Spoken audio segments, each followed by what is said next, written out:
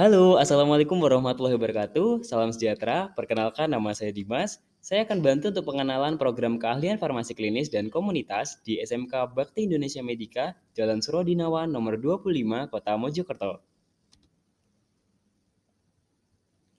Berikut adalah fakta seputar farmasi yang perlu Anda ketahui. Berdasarkan data dari tahun 2021, jumlah penduduk Jawa Timur ada 39.500.851 orang. Sementara untuk jumlah fasilitas pelayanan kesehatan atau Fasiankes ada 7.523. Dan jumlah kebutuhan tenaga farmasi berdasarkan rasio yaitu 1:24. Berdasarkan data tersebut, maka kita sama-sama tahu ya kalau peluang bekerja di bidang kefarmasian sangat luas. Adapun beberapa jenis tenaga kefarmasian yang perlu Anda ketahui. Yang pertama, ATK atau Asisten Tenaga Kefarmasian, yaitu berasal dari lulusan SMK Farmasi. Kemudian TTK, yaitu Tenaga Teknis Kefarmasian, yaitu yang berasal dari lulusan D3 dan S1 Farmasi.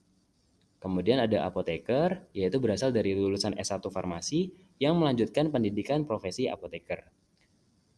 Baik, selama 3 tahun menempuh sekolah di SMK Bakti Indonesia Medika, maka teman-teman bisa disebut sebagai asisten tenaga kefarmasian.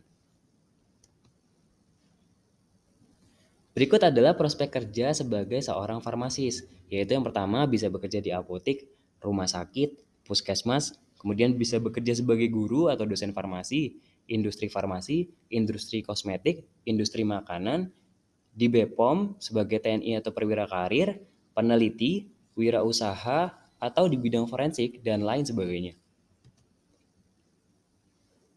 Apa saja yang dipelajari di jurusan farmasi? Yang pertama, dasar-dasar kefarmasian. Di sini teman-teman akan dikenalkan bagaimana meracik obat, menghitung dosis, kemudian melayani peresepan dari dokter.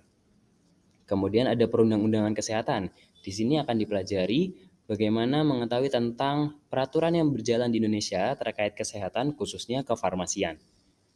Keselamatan kesehatan kerja dan lingkungan, di sini akan dikenalkan bagaimana menjaga keselamatan kerja di area pelayanan kefarmasian. Dilanjutkan dengan farmakognosi, yaitu berisi ilmu-ilmu yang mempelajari soal obat-obat herbal yang berasal dari tanaman maupun hewan ataupun mineral yang berkhasiat obat. Kemudian pelayanan farmasi, di sini akan dikenalkan bagaimana proses pelayanan farmasi yang ada di rumah sakit, di apotik, di puskesmas, maupun fasilitas pelayanan kesehatan yang lainnya. Dan yang terakhir ada farmakologi, yaitu di sini akan dipelajari bagaimana perjalanan obat di dalam tubuh dan memberikan efek sesuai dengan target penyakitnya. Baik, sekarang yuk kenalan sama Bapak Ibu guru farmasi di SMK Bakti Indonesia Medika, Kota Mojokerto. Perkenalkan, yang pertama ini adalah saya, Dimas Aditya Sohendar, Sarjana Farmasi, yang berperan juga sebagai Kepala Program Keahlian Farmasi di SMK Bakti Indonesia Medika, Kota Mojokerto.